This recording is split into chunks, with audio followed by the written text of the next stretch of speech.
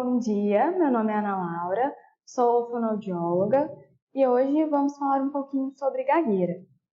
Antes da gente começar, só lembrar para todo mundo que a gente tem esse módulozinho da teleconsultoria.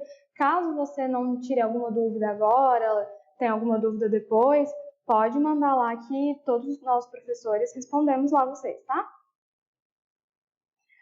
Bom, a gente vai começar a falar sobre a gagueira do desenvolvimento.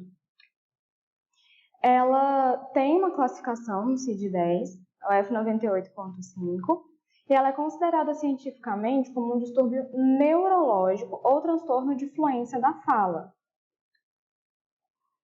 Então, o que consiste a gagueira? É uma dificuldade do cérebro para sinalizar o término de um som ou de uma sílaba e passar para o próximo. Então, a pessoa inicia a palavra, inicia um som e ela fica presa a esse som, a essa sílaba, até um novo comando ser gerado e essa pessoa conseguir passar para o próximo. E nós sabemos que são acometidos os núcleos da base, que são responsáveis pela nossa automatização. Então, quando a gente consegue dirigir sem se preocupar com nada, andar de bicicleta, todas as nossas atividades automáticas são reguladas nos nossos núcleos da base. A fala também é desse jeito. Então, nós temos dois hemisférios cerebrais. O nosso hemisfério esquerdo, ele é mais concentrado nessa fluência de fala. Então, a gente tem o lobo temporal para a gente ouvir a fala, compreender a nossa memória, uma parte da nossa memória de semântica, que é o significado das palavras, está nesse hemisfério esquerdo, no temporal. No frontal, a gente tem a praxia, então gera o movimento para a gente conseguir falar, porque a gente precisa de uma coordenação desses movimentos. Então, a gente tem essas duas partes no hemisfério esquerdo e no hemisfério direito a gente tem um lado um pouco mais musical. Então, como a música, por exemplo, ela é uma coisa automática, a gente começa a cantar e vai fluindo. Então, geralmente, pessoas gagas não gaguejam numa música por conta disso. São áreas diferentes do nosso cérebro que processam essas automatizações. E no caso da gagueira, no nosso cérebro é acometido o núcleo da base. A gente sabe que tem uma alteração nessa parte. A gagueira, ela é involuntária, então não é porque a pessoa quer que ela gagueja, ela não faz por querer. Ela se dá na fala espontânea, como eu expliquei há pouco. Numa fala ensaiada, por exemplo, se a gente pega um texto e decora, a tendência dessa pessoa é não gaguejar, porque ela não está numa fala espontânea, numa fala automática. A gagueira, ela é idiopática, ou seja, não tem uma causa específica. A gagueira do desenvolvimento, ela não tem uma causa específica. Ela se inicia na infância, necessariamente, e não tem uma causa definida. A gente sabe que ela é multidimensional, tem vários fatores que vão afetar essa gagueira. Mas a causa dela a gente ainda não sabe. Sabe-se que tem essa alteração nos núcleos da base, mas não se sabe ainda o porquê. A gagueira, ela também pode estar relacionada com a dopamina, os níveis de dopamina. Então, alguns estudos nos demonstram que uma quantidade exacerbada de dopamina influencia nessa gagueira, piora essa gagueira, e em alguns casos, quando a pessoa tem alguma outra comorbidade, toma um antidopaminérgico, essa gagueira tende a melhorar, porque tende a diminuir essa concentração. Mas nesses casos de medicação, o médico que vai passar. É um distúrbio que acomete 5% da população brasileira. Quem tiver interesse, nós temos o Instituto Brasileiro de Fluência, tem o site, todas as informações sobre ajuda, sobre o histórico de gagueira, tem lá, para quem tiver curiosidade. E é um distúrbio que acomete 4 homens para uma mulher. A incidência é muito maior em homens do que em mulheres. É uma gagueira adquirida na infância. Então, a gagueira do desenvolvimento, mais para frente a gente vai ver um pouquinho, que existem outros tipos de gagueira. A gagueira do desenvolvimento, ela necessariamente é adquirida na infância e ela persiste por mais de um ano. Então, na fonoaudiologia, o fonoaudiólogo é o profissional habilitado para avaliar, diagnosticar e tratar a gagueira. Então, a gente tem um protocolo de risco. Por exemplo, a criança é muito pequenininha e está gaguejando. Leva no fonoaudiólogo e a gente vai ver quais fatores de risco. Ela gagueja já tem mais de um ano. É um fator de risco para ser uma gagueira permanente. Pode haver casos na família. A gente ainda não sabe a origem genética certinha da gagueira. A gente sabe que tem alguns genes envolvidos e que o histórico familiar também pode influenciar. Então, quanto mais casos na família tiver, a chance de desenvolver uma gagueira do desenvolvimento é maior. Mas não significa necessariamente que o pai é gago, o filho vai ser gago. Não significa que necessariamente vai ser, mas pode ter influência, a gente vai chamar de gagueira familiar, ou pode não ter nenhum caso na família. Essa criança gagueja e não tem nenhum caso de parente próximo na família. A gente chama de gagueira do desenvolvimento isolada. Quando a gente fala que não tem uma causa da gagueira do desenvolvimento, não tem uma causa. A ansiedade não causa gagueira. O psicológico não causa gagueira.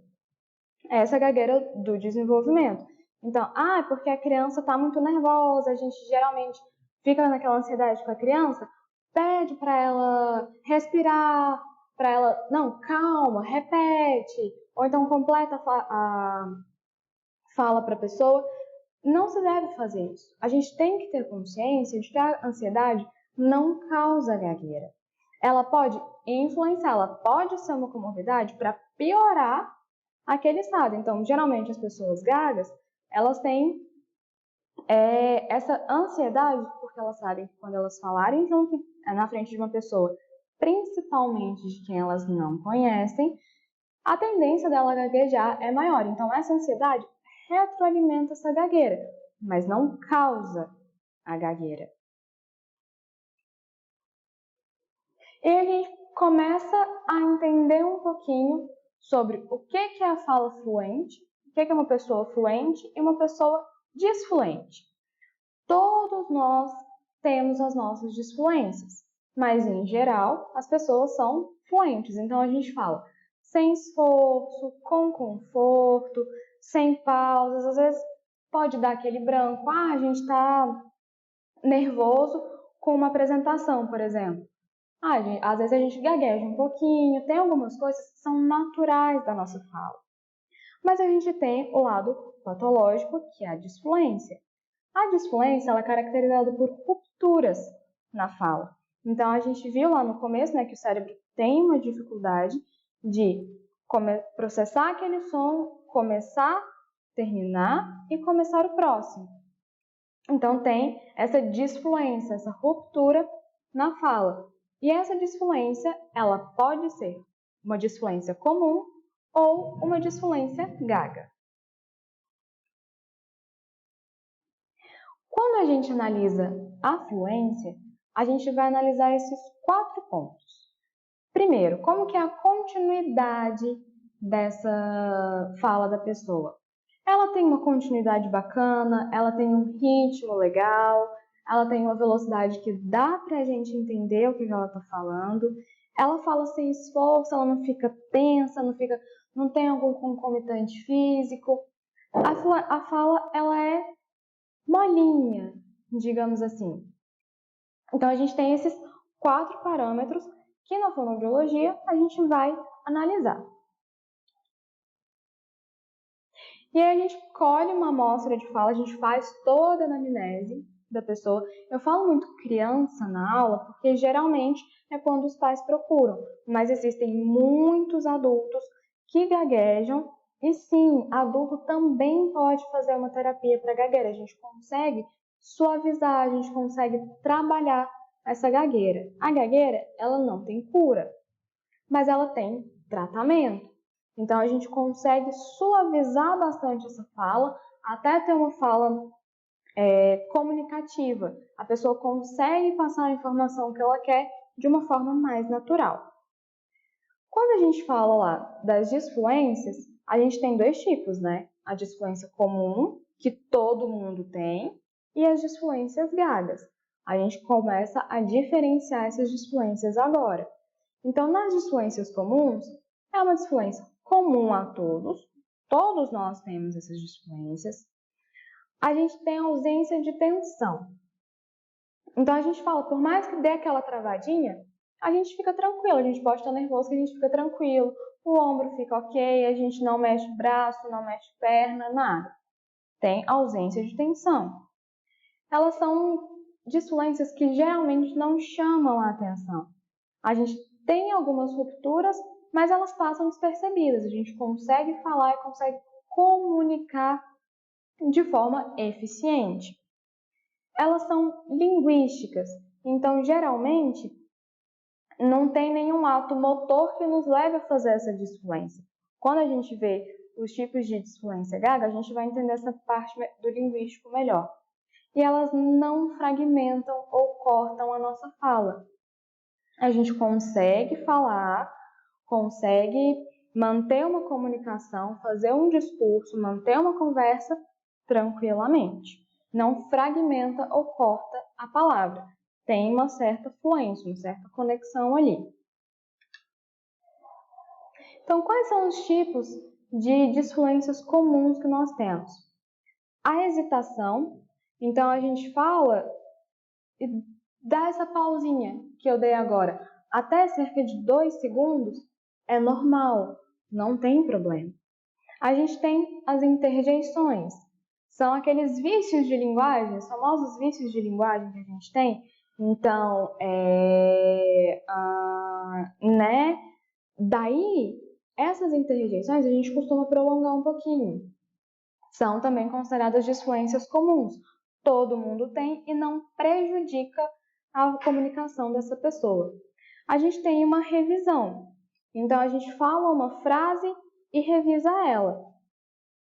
Por exemplo, hoje eu comi. A gente tem essa revisão. A gente pode ter uma palavra incompleta também, a gente começa a falar a palavra, no meio dela desiste e fala outra, até aí tudo bem também. A gente tem repetição de palavras, até 2 vezes repetir a palavra é comum. Então, às vezes a gente pode falar, eu vi, eu repeti, mas não, a gente não considera essa repetição como uma disfluência gaga. A gente considera uma disfluência comum, porque foram 2 vezes sem intenção. A gente pode repetir parte de um enunciado. Eu vi aquilo lá, eu vi essa reportagem.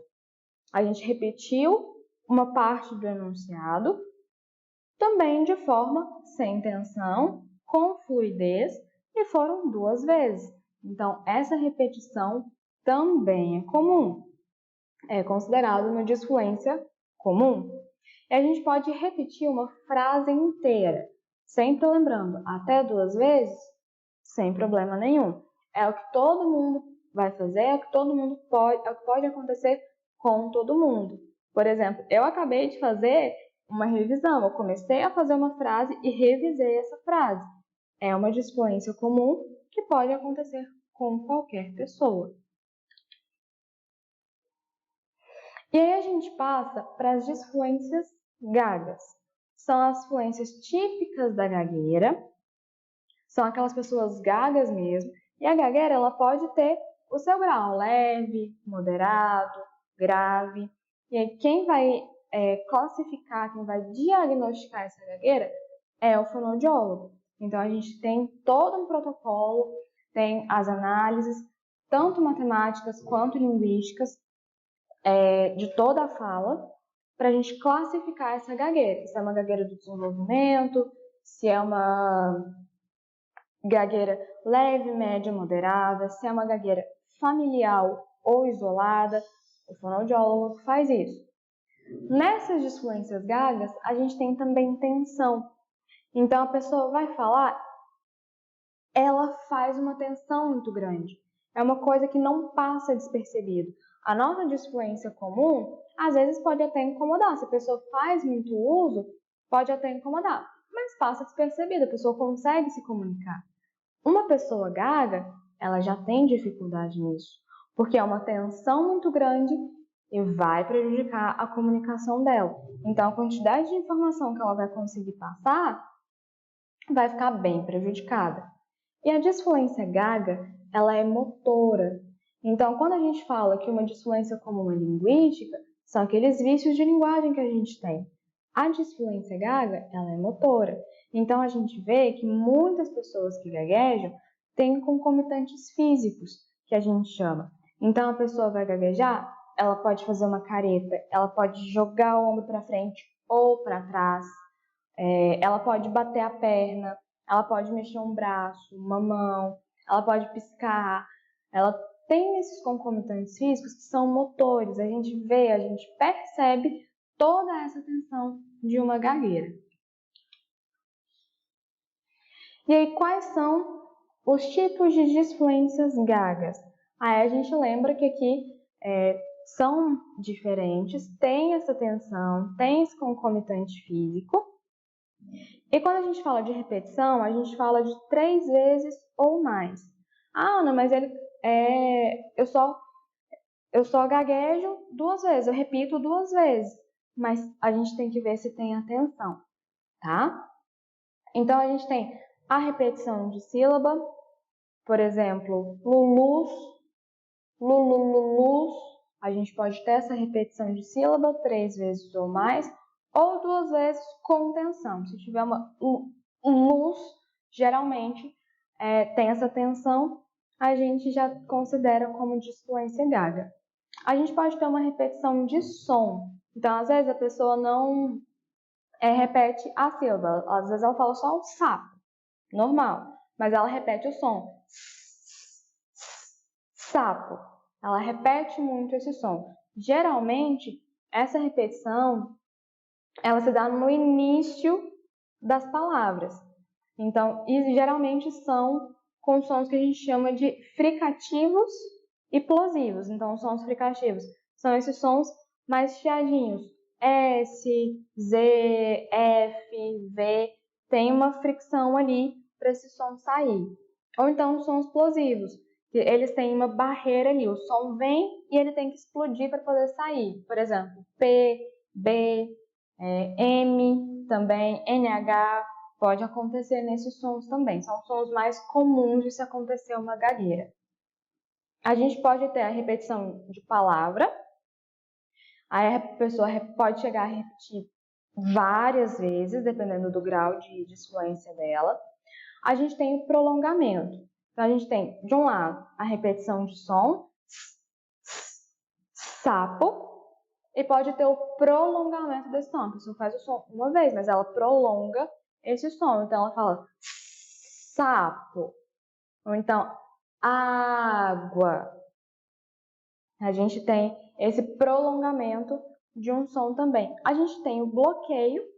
Então, a gente vai falar bola. Normal, bola. A pessoa pode ter esse bloqueio na hora de falar. Bola. Geralmente é o tipo de disfluência, um dos tipos mais comuns, né? Às vezes a pessoa tem vários tipos de disfluência gaga, o bloqueio é bastante comum, é bem perceptível também.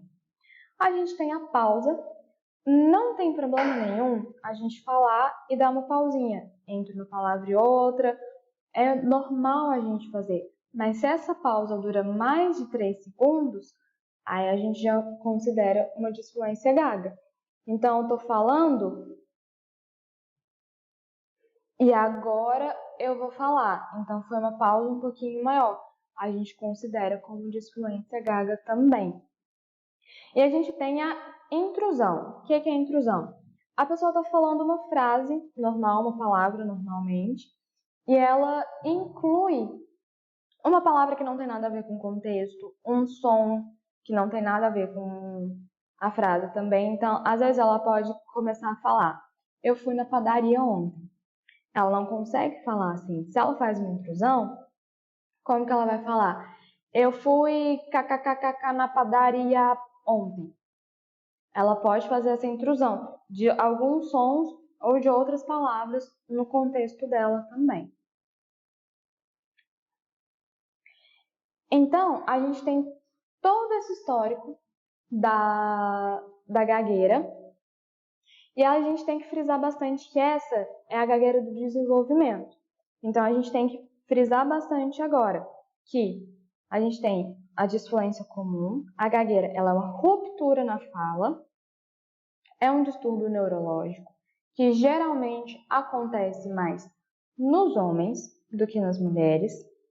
E a disfluência, ela é de dois tipos, ela pode ter dois tipos, uma disfluência comum, né, que todo mundo tem, ou uma disfluência gaga. Se a gente desconfia que seja uma criança, seja um adulto, que essa pessoa é gaga, leva num fonoaudiólogo para avaliar. Ana, tem alguma idade certa para eu levar o meu filho para eu procurar ajuda? Não. Quanto mais cedo, melhor. Ah, mas é uma criança muito pequenininha, tem 1 ano agora. Não tem problema. Leva no fonoaudiólogo que a gente aplica o protocolo de risco e faz o acompanhamento dessa criança. A gente principalmente orienta as pessoas. Hoje em dia, a gente não tem tanto tato para lidar com uma pessoa gaga. Realmente, tem gente que não consegue lidar com uma pessoa que tem essas disfluências muito gritantes, principalmente uma disfluência grave, né? Não é todo mundo, mas o que a gente pode fazer para ajudar essa pessoa? Prestar atenção no que ela está falando.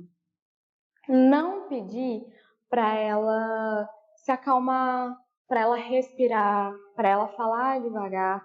Nada disso vai ajudar essa pessoa, porque ela sabe que ela gagueja.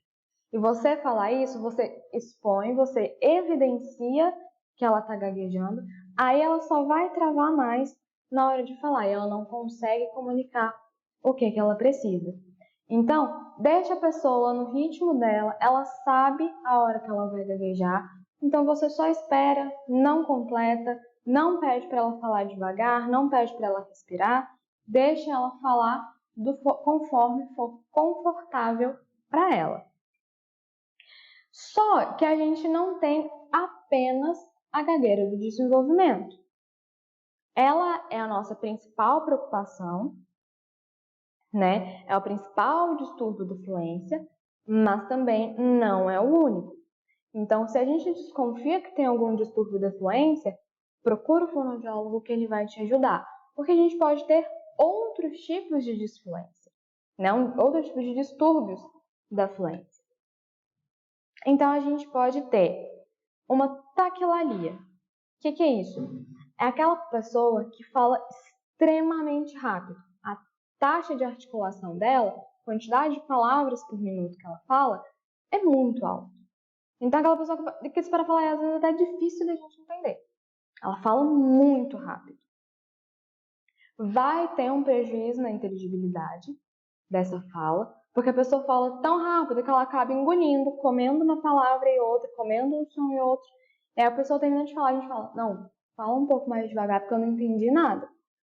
É uma taquilalia. Não tem excesso de disfluência comum, a pessoa só fala extremamente rápido. É só isso que acontece. E ela não tem nenhuma alteração de linguagem. Então, a compreensão dela é ok, a fala dela é ok, ela consegue emitir todos os sons, ela constrói frases, ela constrói histórias, ela não tem alteração nenhuma de linguagem. A taquilalia é aquela pessoa que fala rápido demais. Só isso. É um distúrbio da fluência também. A fluência dela não tá, a velocidade não tá legal. Então, lembra, a gente tem 4 parâmetros de fluência. Um deles é a velocidade. Então, a velocidade e o ritmo estão alterados. Na taquifemia, a taxa articulatória também é alta. É uma pessoa que vai falar extremamente rápido, mas que ela vai ter muitas disfluências comuns. Vai ter um excesso dessas disfluências comuns. Então, lembra que a gente falou que pode ter uma hesitação, uma repetição, algumas coisas mais leves, ela vai ter muita disfluência comum. A fala dela também é ininteligível, ela fala tão rápido, tão agoniado que você não entende nada. É um distúrbio da fluência também. E ela pode ter alguma alteração de linguagem. Então, a gente precisa avaliar essa pessoa, porque às vezes não é só porque ela fala rápido, ela tem algum distúrbio de linguagem. Ela não tem um processamento auditivo muito bom, ela não tem um processamento semântico muito bom, a construção de frases dela é um pouco perturbada, a pragmática da fala dela, né, a funcionalidade da fala dela também pode ser prejudicada e a gente tem que avaliar. Tem uma alteração de linguagem ou não tem? Mas, em geral, a taquilalia e a taquifemia são distúrbios com alta taxa articulatória que vão prejudicar a fala dessa pessoa, com ou sem disfluências comuns e alteração de linguagem. Além disso, a gente tem outros tipos de gagueira. Como assim? O nosso principal foco no distúrbio de fluência é a gagueira do desenvolvimento, que é aquela que se desenvolve lá no comecinho da infância. Mas a gente pode ter outros dois tipos de gagueira. Pode ter uma gagueira psicogênica. Ah, Ana, mas você falou que a ansiedade, o psicológico não causam gagueira na infância. Para ser uma gagueira do desenvolvimento, uma gagueira persistente, começa-se na infância e perdura por mais de um ano. A gagueira psicogênica, geralmente, é uma fluência que se altera após um certo conflito, geralmente psicológico, né? E são gagueiras recuperadas. A pessoa fica disfluente durante um tempo, mas ela vai ser recuperada e geralmente se dá em crianças maiores e adultos. Mas ainda falta estudo nessa gagueira psicogênica. Falta evidência científica nessa parte. Então, na gagueira psicogênica, a gente precisa da ajuda de um psicólogo. O fonoaudiólogo dificilmente vai agir sozinho. Nessa gagueira psicogênica, a gente precisa muito de um psicólogo para auxiliar, porque a origem dessa gagueira foi um conflito psicológico, geralmente frisando na fase adulta, uma criança maior na fase adulta. Então, é uma gagueira que vai passar, ela não vai ser permanente. E a gente pode ter também a gagueira neurogênica, ou seja, a pessoa teve um dano cerebral bem definido e ficou gaga depois disso. Então, ela pode ter um traumatismo crânioencefálico, um acidente vascular encefálico, uma doença de Parkinson também, que na doença de Parkinson tem essa alteração motora também, e essa pessoa pode ficar disfluente por conta disso, mas a gente sabe a causa. Ela teve um dano cerebral e a gente pode tratar? Pode tratar. Aí depende do dano que a pessoa teve, qual a extensão dessa lesão, com quanto tempo após essa lesão a pessoa procurou ajuda. Então a gente tem que ter toda uma análise. Analisar a fluência não é tão simples assim, tá? E outra coisa que a gente deve lembrar também é que na gagueira do desenvolvimento a gente pode confundir com uma disfluência comum da infância. Como assim? A criança começa a falar palavras com significado por volta de um ano e 2 meses de idade, mais ou menos nessa época. Antes disso, a criança balbucia. Então, por volta dos 6 meses, ela começa pá. Mas não tem significado, ela só faz por fazer, porque ela está aprendendo a fazer esses sons. Por volta de um ano e pouco, ela começa a falar palavras com significado. Quando ela começa a falar, é comum ter uma certa disfluência. Por quê? A criança está aprendendo. Então, ela ainda não tem uma maturidade neurológica, para fazer todos os sons da língua portuguesa que a gente precisa. Então, a gente tem o nosso quadro que a gente chama de quadro fonético fonológico, que ele tem todos os sons da língua portuguesa que a gente faz. Então, essa criança está começando a aprender a falar. É normal ela não conseguir fazer todos esses sons. Mas ela quer falar. Ela quer mostrar que ela está interagindo, que ela entende o que acontece ao redor dela, mas ela não consegue fazer um som. Ela não tem um vocabulário suficiente para aquilo. Então, ela pode apresentar algumas disfluências por conta disso. Como que eu vou saber, Ana, se é uma gagueira do desenvolvimento ou se é uma disfluência comum da infância? A gente só vai saber depois de analisar. Então, a gente faz uma anamnese toda detalhada, pega todo o histórico da criança, desde a gestação até o histórico da família. A gente pega uma amostra de fala dessa criança também, e aí a gente analisa. A gente vai ver o vídeo, a gente vai contar quantas disfluências teve, quais os tipos de disfluência, para a gente conseguir categorizar se é uma disfluência comum ou se é uma gagueira do desenvolvimento. Independente, a gente faz muita orientação. Conviver com uma pessoa que gagueja nem sempre é fácil.